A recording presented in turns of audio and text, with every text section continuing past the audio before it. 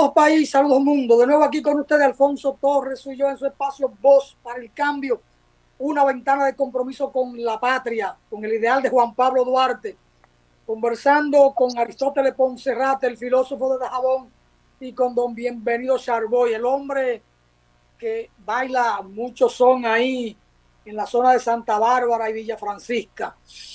Bueno, Crimo Santiler, saludos. Nos dice Crimo Santiler en un comentario que debemos compartir con toda nuestra teleaudiencia.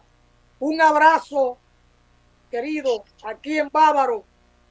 Hay un grupo que andan en motores y vehículos privados, supuestamente de inmigración, que están deteniendo a ciudadanos haitianos, quitándole de 10 a 15 mil pesos para luego soltarlo. Andan con un poloché negro que dice DGM, Dirección General de Migración. Bueno, gracias, Crimo Santilé, por el comentario. Lo compartimos siempre, con todo cariño y todo respeto.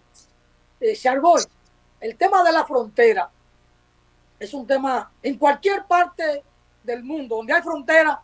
El Estado se preocupa o debe preocuparse por cuidar su frontera, porque frontera es que hace vecindad con otro país, con otra nación. Por tanto, las fronteras deben cuidarse, no solo para preservar su territorio, la integridad de su territorio, sino hasta para preservar la identidad y los valores propios de una nación. Es decir, eso es mandatorio, el cuidado de una frontera. Sin embargo, en el caso nuestro, la frontera ha sido abandonada. Vivir hoy en la frontera es muy difícil. Es muy difícil. Cuando yo era niño en la frontera, en esos pueblos, Don Miguel, La Peñita, Tamarindo, y hasta llegar a esta oración El Carrizal, habían otras condiciones de vida. Había una agricultura próspera, la gente tenía cómo vivir, y no habían los motores ni los vehículos. En La Peñita había una camioneta que daba servicio a Don Miguel, a Tamarindo y a La Peñita, de señor Dioné, y se resolvía. Él daba 3, 4 viajes para sacar los productos de la gente del campo al mercado de Dajabón. Eso daba 4 o 5 viajes con calle mala, pero los vehículos de antes como que eran buenos, podían romper piedra en el camino. Ahora, hoy todavía en el Carrizal y esa parte alta de restauración, la mayor parte de los niños en las aulas son haitianos. Haitianos que viven de este lado. Ha habido un abandono de la frontera. Pero eso no es nuevo, porque de 1937 hacia atrás, la mayor parte de la población en esa zona fronteriza era haitiana, sobre todo de la población estudiantil. Al punto, le doy un dato, los maestros como don Diego Blanco Izquierdo, como don Gigi Espín, Alfredo Espín, que dieron clase allá arriba en la frontera norte por Dajabón, ¿verdad? En la provincia. Cuando se da el hecho del 37, ellos tienen que ocuparse en otra área de la administración pública porque se quedan sin estudiantes. Porque sus estudiantes eran fundamentalmente haitianos. Cuando retornaron a las aulas, no habían estudiantes. No tenían estudiantes. El que tenía 106 estudiantes en una escuelita de dos tandas, de 2 grupos, tenía 4 o 5 dominicanos. Es decir, la frontera debe cuidarse. Toda nación que pretenda ser nación y tener existencia siempre como nación debe cuidar su frontera, no importa el país que sea, porque es una cuestión que tiene la necesidad de preservar la integridad de su territorio y de su propia identidad, culturas, valores y todo aquello. Las migraciones por sí mismas no son malas. Todo Estado tiene el deber y la responsabilidad de irla asimilando. Es tarea del Estado. No es tarea del que migra. El que migra, si ya tiene una definición como sujeto social de una nación, va a querer mantener su idiosincrasia, lo cual es un derecho si lo reclama y si lo ejerce. Pero es el Estado que recipiente el que debe trazar líneas o políticas migratorias, educativas y culturales.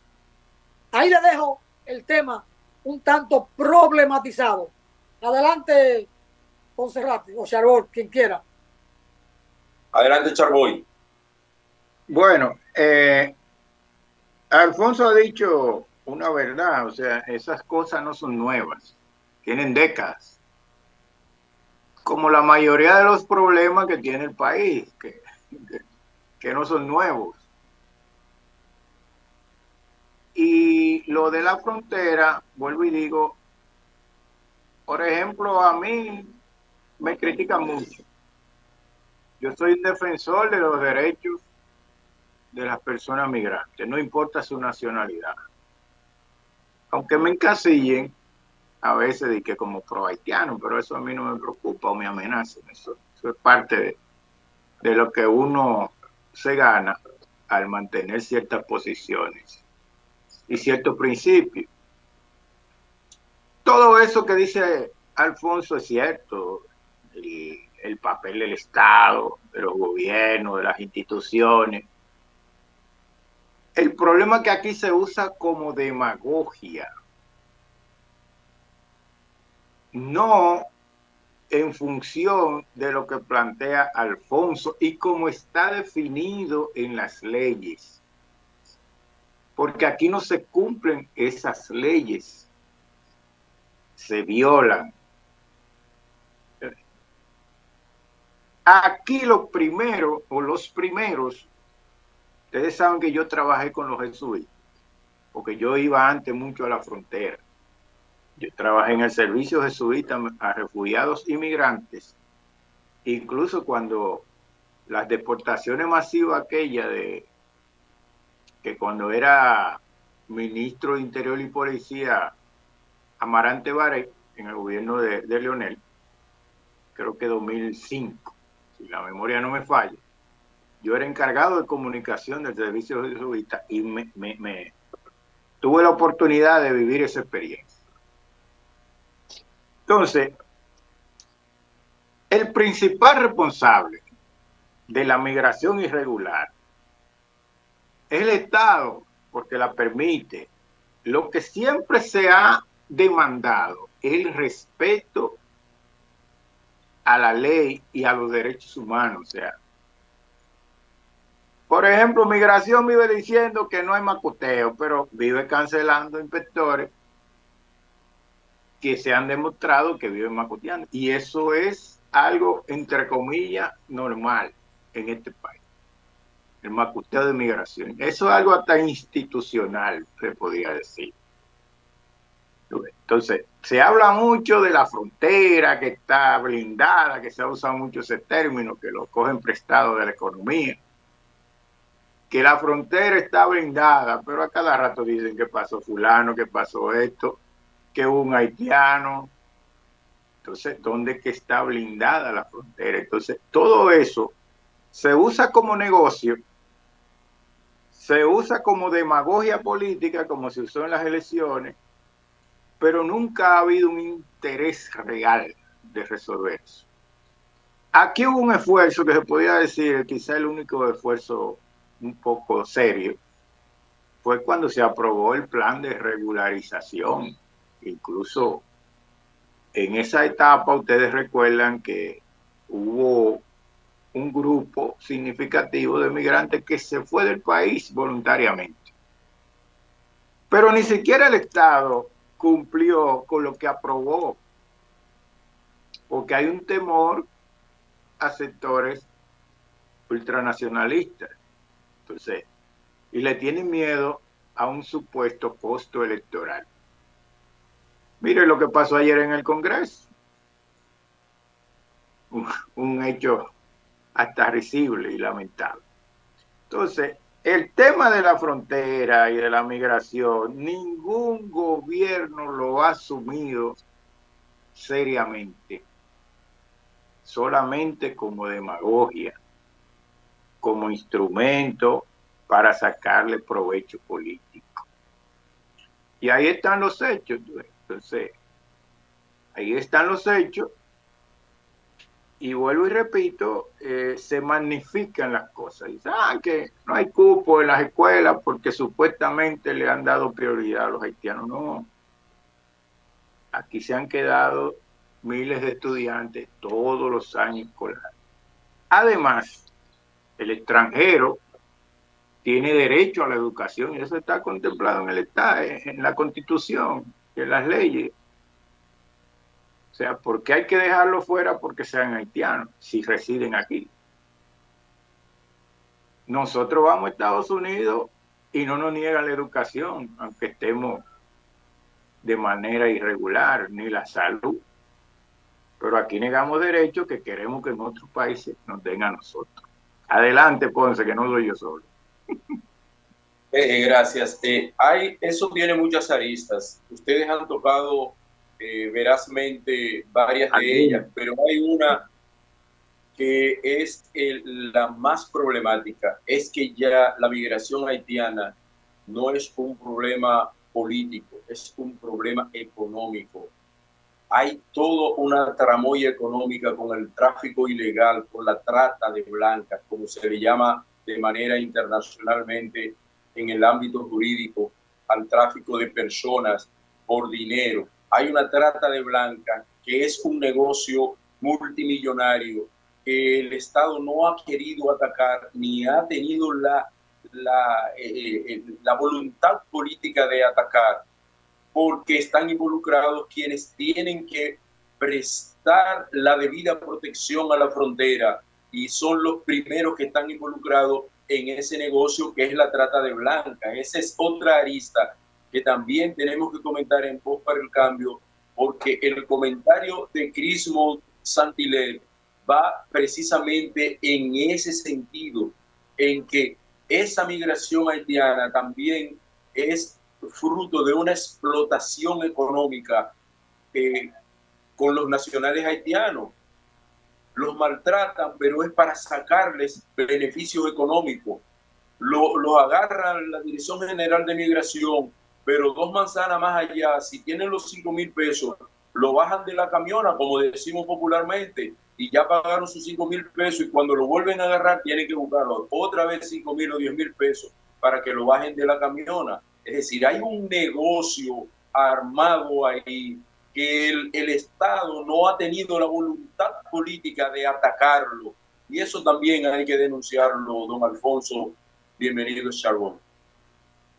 Exacto, sí, era más o menos lo que yo decía. Y otra cosa, hay un círculo vicioso con las repatriaciones. O sea, todos los meses dan unas estadísticas. Ahora yo quisiera que algún día, con algún programa de eso que hay tecnológico, se compare. Porque se supone que cuando repatrian ilegales o irregulares, perdón, tienen nombres y los registran. Si usted repatria, saca del territorio dominicano 5,000 extranjeros, en este caso de nacionalidad haitiana, en 15 días, en un mes, porque dan unas estadísticas que yo tenía un pleito siempre en el periódico que yo trabajaba y decía, pero no se vayan solamente a publicar la estadística, vayan al fondo, porque eso es relaciones públicas. O sea, ¿cuántos de esos que sacan a diario retornan al otro día? Entonces es una estadística para mí viciada, ¿no? Y dan 10,000 pesos. Aquí yo hice un trabajito y el maestro trajo un ayudante de nacionalidad haitiana. Ustedes saben que ya la juventud dominicana no hace trabajo forzado. Nadie tira mezcla ni se mete en el campo a sembrar. Ustedes que son del interior, yo lamentablemente nací en la capital. Y él me dijo a mí, no, yo me han sacado 2 veces y yo doy 10,000 pesos para que me permitan entrar otra vez. Entonces es un círculo vicioso, como tú decías, Ponce.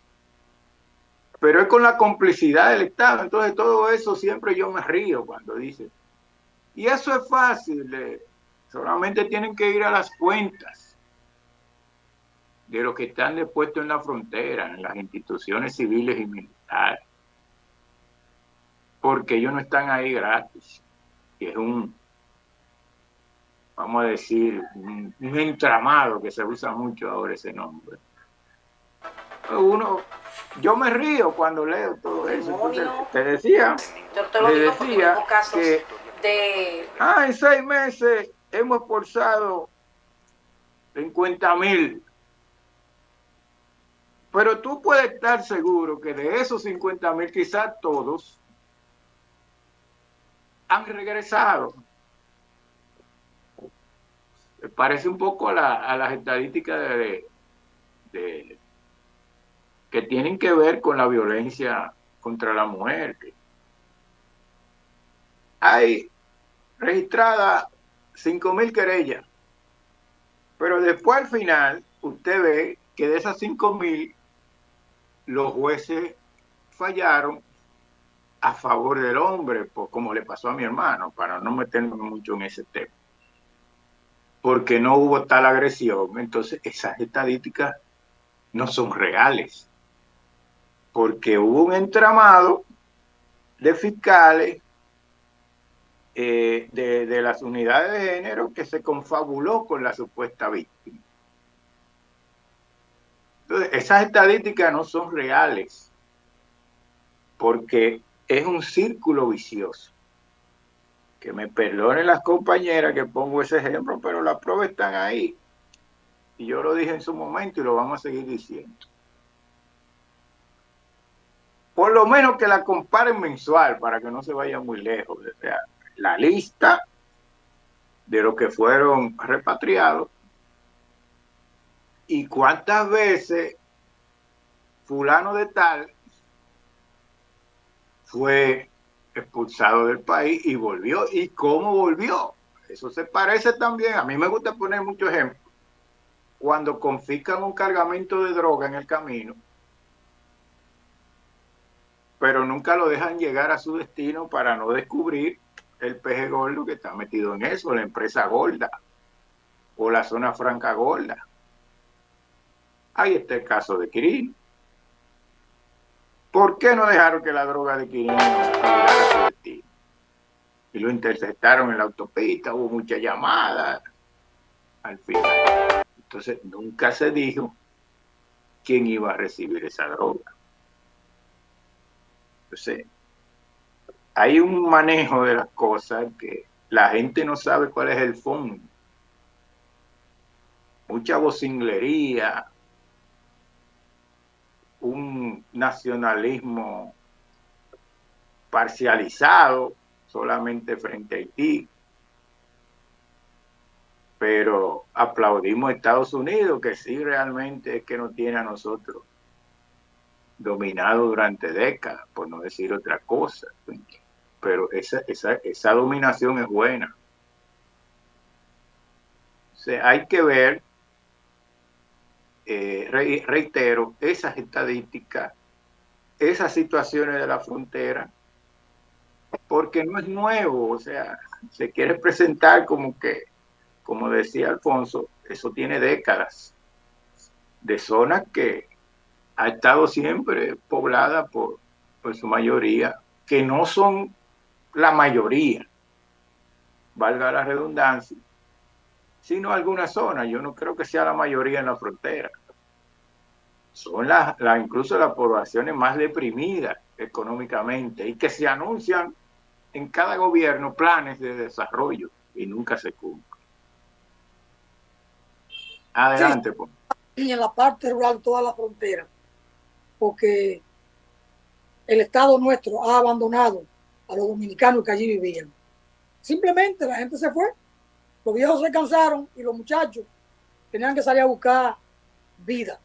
Bueno, Crimo Santiler comenta de nuevo, esos son grupos que han hecho lo peor para la República Dominicana, dique nacionalista. Vuelve a remete Crimo Santiler. Tengo 2 personas que conozco, deportaron 2 veces y ya están aquí en 3 días. El domingo pasado estábamos practicando y le dije, pero ¿cómo tú? Dice que subió el pago a 16,000 pesos. Queremos a veces, me da dificultad leerlo porque le faltan algunas palabras, la redacción, pero ahí está el comentario de Crimo Santiler. Bueno, todo el mundo sabe que en la frontera se hacen negocios y lo hacen los guardias y los jefes, los comandos, el coronel o el general que está allí, recibe lo suyo, porque no es posible que todo el mundo sepa que los guardias cobran un peaje y lo van a dejar así como así. No, e incluso se ha establecido, nosotros que somos de la frontera de Dajabón, cuando llegaba un guardia de Dajabón llegaba de castigo. Hoy, para estar en la frontera hay que comprar ese puesto, hay que comprarlo. Hace 10, 12 años se hablaba de que pagaban 100,000 pesos para que lo llevaran a la frontera. Se hablaba, yo nunca vi el efectivo ni un cheque, pero son las cosas que se comentan y que uno escucha. En el pueblo se escuchan muchas cosas si uno le presta atención a la gente del pueblo. En el 2006 yo fui a Elías Piña a llevar a un comunicador cubano que iba a impartir unos cursos de locución y de dicción en Elías Piña. Allí conocí un señor, había sido sargento del ejército en Dajabón, lo pensionaron como teniente, pero no quería que lo pensionaran. Me dice que duró 16 años en Dajabón y que le fue muy bien, que sus 3 hijos, las 2 hembras, se hicieron odontólogas y el varón médico, con casa propia aquí en Santo Domingo, un guardia, y me dijo que le prestó 6 millones a un candidato a senador por aquella demarcación. Hablo del 2006. Y es un dinero que lo prestó sin intereses. Quizás firmaron algún papel, yo no entré en esos detalles porque no quería que tampoco él pensara que yo presté oído más allá de la cuenta a lo que él me estaba comentando. Lo oí, son de esas cosas que se graban, porque las cosas malas se graban. A lo mejor si él me habla de que enamoró a una muchachita y que él es un poeta y que le dijo, le tiró flores, a lo mejor eso no lo recuerdo, pero las cosas malas como que se graban fácil. Miren, un simple sargento en Dajabón, llegó como cabo, duró 16 años allí, acumuló fortuna y ya con 64 años no quería que porque estuvo aguantando la vaina para que no lo pensionaran. Al final hubo que pensionarlo con una raya más. Son negocios y todo el mundo lo sabe. Lo saben los presidentes de la República, los ministros, los diputados, los senadores, los policías, todo el mundo lo sabe. La frontera hoy es un colador. Por ahí pasa droga, arma de fuego, personas, pasa de todo lo que se pueda pasar y que dé dinero, por ahí pasa. Entonces, Rate, vamos a una pausa. Usted retorna con Charbot para el siguiente segmento. Yo me tomo un momentito para un café, no por la provocación de Charbot, sino porque me toca el café ahora, lo tengo pautado, pero con un pancito. Así es que no se muevan de ahí, que retorna Ponce Rate. Buen provecho. Buen provecho.